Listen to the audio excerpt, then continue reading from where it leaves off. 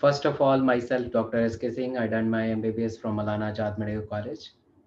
And आज हम corona awareness के नेक्स्ट एपिसोड से शुरू करेंगे, जहाँ पे हम लोग डिस्कस करते हैं आपके कुछ क्वारीज को, आपके कुछ सिम्टम्स को, और उसके अकॉर्डिंग मेरे से जितना हो सकता है वो करने की कोशिश करते हैं।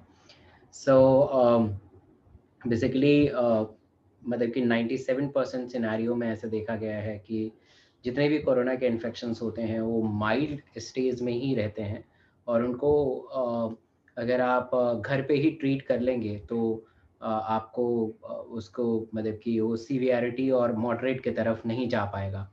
तो बस मेजॉरिटी ऑफ लोगों में प्रॉब्लम ये होता है कि वो माइल्ड को इग्नोर कर रहे हैं, और माइल्ड जो है धीरे धीरे धीरे धीरे मॉडरेट और सीवियरिटी की तरफ चला जाता है, और फिर आपको ऑक्सीजन सिलेंडर की ज़रूरत पड़ती है, आईसीयू बेड की ज़रूरत पड़ती है, और देखते देखते बहुत सारा चीज़ गड़बड़ होने लगता है। तो उसी चीज़ को थोड़ा सा हम रोकेंगे, और माइल्ड को माइल्ड में ही रख के उसको ठीक करने का प्रयत्न करेंगे। सो हेलो रिया कुमारी, अ, मेरी आवाज़ आप सुन पा रहे हैं?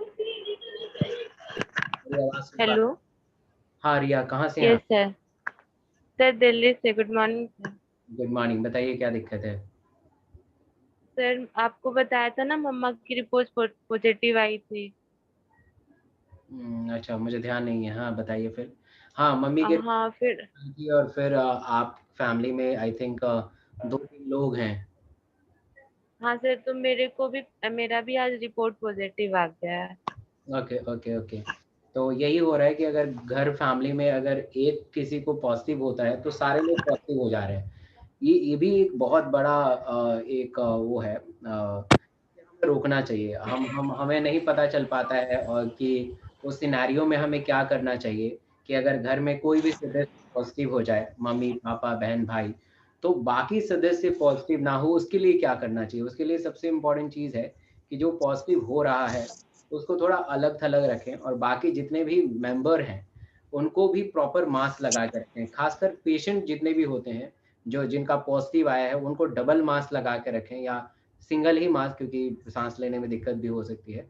बट आसपास मतलब उनको पेशेंट को मास्क लगाना बहुत ज़रूरी है, और जो भी फैमिली मेंबर हैं वो तो डबल मास्क लगाएं, बहुत ज़रूरी है। आप क्या करते हैं कि पॉजिटिव आप रिपोर्ट सिम्टम आता है, जांच कराने जाते हैं, और फिर उसके बाद 2-3 दिन वेट करते हैं, क्योंकि जाँच में आजकल समय लग रहा है, तब तक आप भी पॉज़िटिव हो जा रही हैं, बहुत ही गलत साइन है। तो सबसे पहले जो लोग पॉज़िटिव आए हैं, उनको दवाई स्टार्ट कीजिए। ख़ासकर जो मैंने दवाई बताया है आप सबको, विटामिन्स वग़ैरह, मैं एक बार फिर से शेयर करने की कोशिश कर रहा हूँ कि अगर शेयर हो जाए तो देख लेते हैं, ठीक है? तो ख़ासकर आपको जो दवाई है, जो इनिशियल ट्रीटमेंट होता है, जिसमें टैबलेट्स आप स्टार्ट कर सकते हैं डॉक्सीसाइक्लिन। देखिए डॉक्सीसाइक्लिन बेसिकली वो क्या होता है कि रेस्पिरेटरी रिलेटेड इश्यू होता है। अगर रेस्पिरेटरी रिलेटेड इश्यू हो तो आप डॉक्सीसाइक्लिन ले सकते हैं, बट वेट नहीं करना चाहिए। मेरे हिसाब से आप डॉक्सीसाइक्लिन यूज़ कर सकते हैं, और एम्स की गाइडलाइन के according tablet ivermectin 12 mg, 12 mg जो पॉजिटिव हैं, जो लोग पॉजिटिव हैं वो ले सकते हैं, और जो लोग आसपास फैमिली मेंबर वाले हैं वो भी ले सकते हैं, ठीक है? ये आप स्टार्ट कीजिए। Tablet vitamin C 500 mg, 500 mg once a day 15 दिन तक स्टार्ट कीजिए इसको, 15 दिन तक स्टार्ट कीजिए। टैबलेट जिंक, जिंक जो है 50 mg वंस अ डे, दिन में एक बार 15 दिन, दिन में एक बार 15 दिन। और ये ट्रायल मेथड चल रहा है, प्लीज़ इस पे लिखे ना, हाइड्रोक्लोरोक्विनीन, हाइड्रोक्लोरोक्विनीन है 400 mg, once a day start करें। हालांकि इसका रेजीम कुछ अलग होता है, बस वंस अ डे स्टार्ट कर सकते हैं 7 डेज के लिए। तो ये आपको बहुत ही ज़रूरी है। साथ के साथ बीटाडिन गार्गल करते रहिए, बीटाडिन गार्गल करना ज़रूरी है। गर्म पानी पीते रहिए। फ्लूइड बहुत ज़्यादा आपको लेना है, टारगेट बनाइए कि फ्लूइड जो है कम से कम अ, म जो है 2 से 3 लीटर तक आप पानी पिएँ, ठीक है? और रेस्पिरेशन एक्सरसाइज करना है। रेस्पिरेटरी एक्सरसाइज क्या है कि अपने ब्रेथ को रोकना है, कुछ समय के लिए, फिर छोड़ देना है, फिर रोकना है, छोड़ना है। ऐसा करेंगे तो आप काफ़ी अच्छा अनुभव करेंगे और बेहतर करेंगे, राइट? तो ये सारी चीज़ ले सकते हैं आप, राइट? तो ये सारी चीज़ आप मतलब कि लेना शुरू करें, ज़रूरी है ये, ठीक है? हाँ, यस, और बताइए रिया, बाकी ये सारा चीज़ लीजिए और फिर धीरे-धीरे देखिए कैसा आराम आ रहा है, राइट। नेक्स्ट से चलते हैं, और किसी के घर में पेशेंट या खुद कोई पेशेंट है तो प्लीज़ बताइए। Yes, 1E 1EX4, yes please बताइए, यस प्लीज़ बताएँ। आप मतलब कि म्यूट जो है आपका, उसे अनम्यूट करें, अनम्यूट कीजिए, फिर आप बात कर सकते हैं। अनम्यूट सबसे पहले कीजिए। जिनके लास्ट में क्यू है, आप अनम्यूट करें। जिनके लास्ट में क्यू है वो अनम्यूट कर सकते हैं। हाँ, हेलो सर। बताइए। सर मेरे भाई को कल से रात से ही जैसे कि सांस लेने में प्रॉब्लम हो रही है। ओके। मैं टेलीग्राम पे मैसेज की थी कल आपको, हम्म आज भी। हम्म। तो सांस लेने में नहीं दिक्कत हो रही है तो आप कोरोना टेस्ट सबसे पहले कराइए। बुखार है नहीं, बुखार नहीं है। तो डॉक्सीसाइक्लिन 100 mg दे दीजिए और कोरोना टेस्ट कराइए, ठीक है? डॉक्सीसाइक्लिन 100 बस mg कोरोना टेस्ट कराइए, ठीक है? बस एक ही दवा देना है। हाँ, हाँ, पहले तो हमें पता होना चाहिए ना पॉजिटिव है कि क्या है। तो डॉक्सीसाइक्लिन 100 mg दे के और उनको कोरोना टेस्ट कराइए, ताकि आपके फैमिली वाले और पॉजिटिव होने से बच जाएँ। नहीं तो जैसे और भी लोगों के साथ हो रहा है, वैसे ना हो, ठीक है? यस, और कोई डाउट है प्लीज़ बताइए। यस, प्रिंस गांधी बताइए, गुड मॉर्निंग सर। बताइए।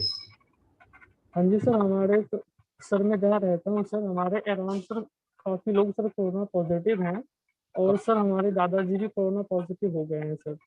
दादाजी आपके कोरोना पॉजिटिव हो गए हैं? हाँ जी सर। अच्छा। तो इसके तो, तो सर अब हम लोग ऑक्सीजन सर सब। सैचुरेशन, ऑक्सीजन सैचुरेशन कितना आ रहा है? हेलो हेलो ऑक्सीजन सैचुरेशन कितना आ रहा है दादाजी का? हेलो। मैं सुन पा रहा हूँ, आप बताइए ऑक्सीजन सैचुरेशन कितना आ रहा है? ठीक है, आप ओके सर। शायद मेरी आवाज़ आप सुन नहीं पा रहे हैं। मोस्ट प्रोबेबली आवाज़ नहीं आ रही है। मैं कह रहा हूँ कि ऑक्सीजन सैचुरेशन कितना आ रहा है? ऑक्सीजन सैचुरेशन कितना आ रहा है?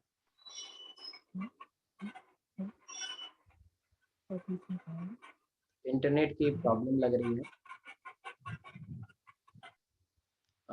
ठीक है, एक सेकंड, कुछ इश्यूज है। सर हाँ बताइए। सर मेरे पापा को मतलब वैक्सीन लेना है। उनकी उम्र 25 साल है सर, तो की उम्र कितनी क्या है? सेफ? 25 साल सर।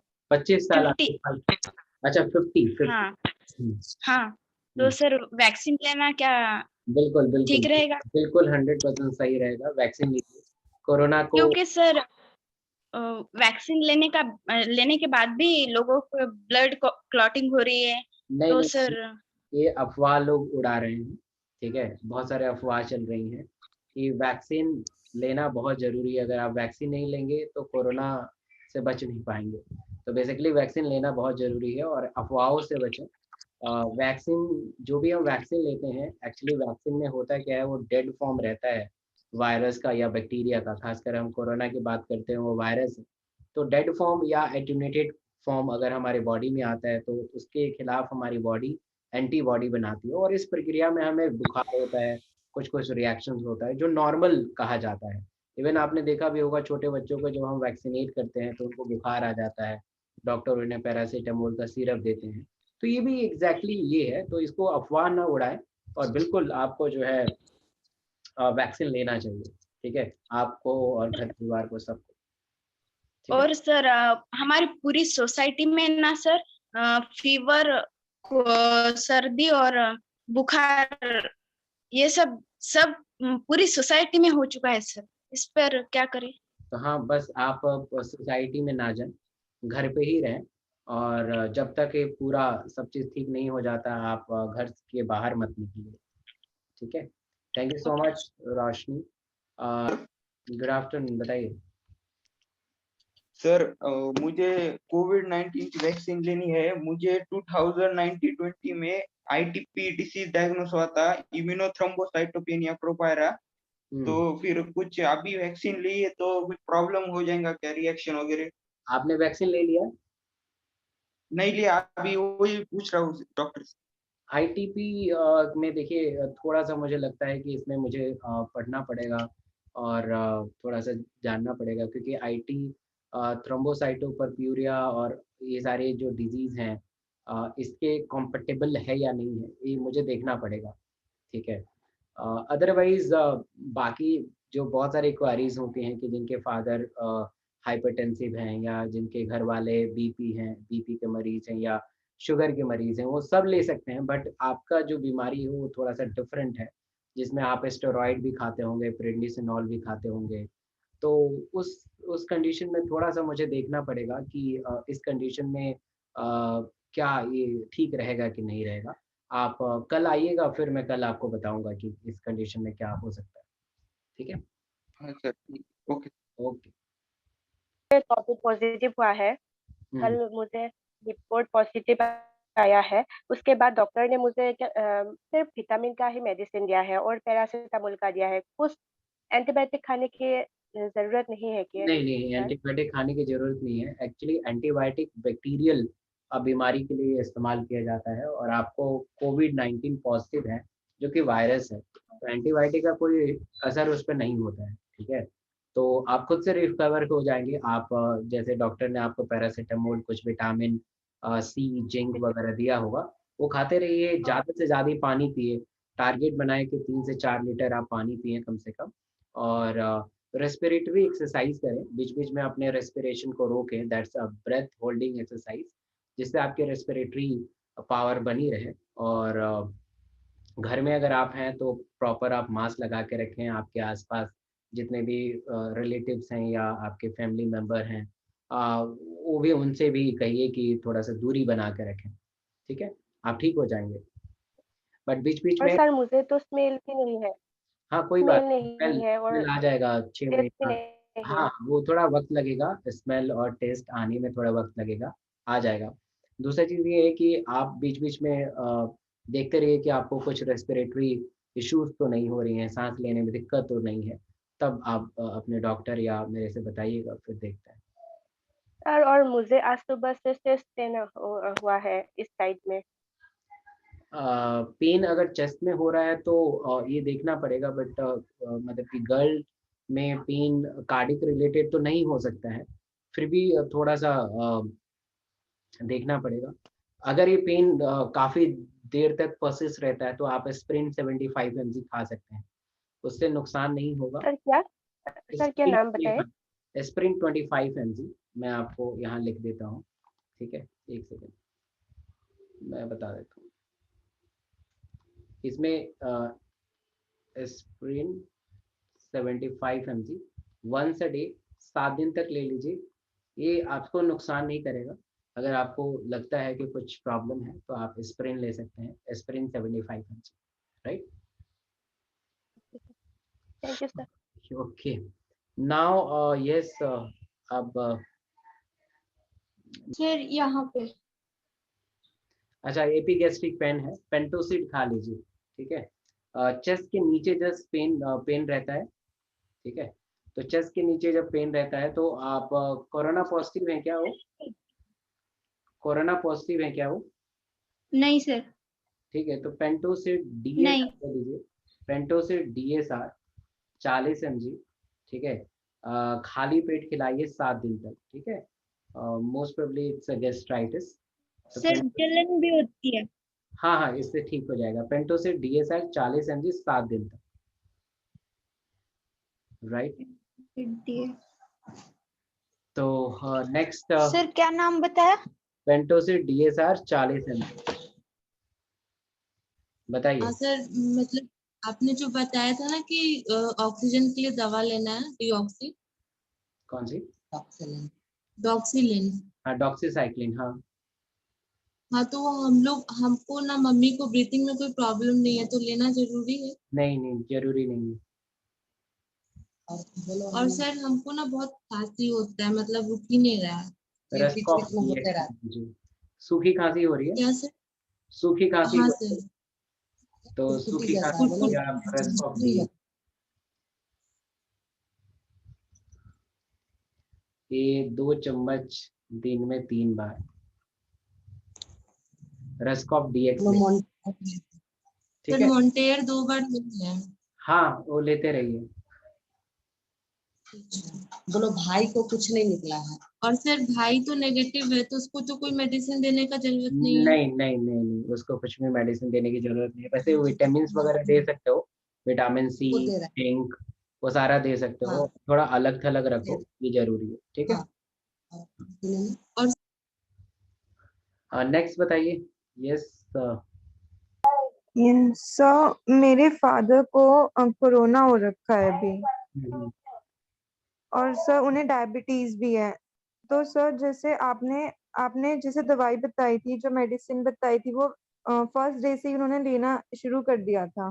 तो अब उन्हें 26 को हुआ था, और अभी हमने परसों एक्सरे कराया था, तो फिर उनके लंग्स में थोड़ा सा अफेक्टेड है।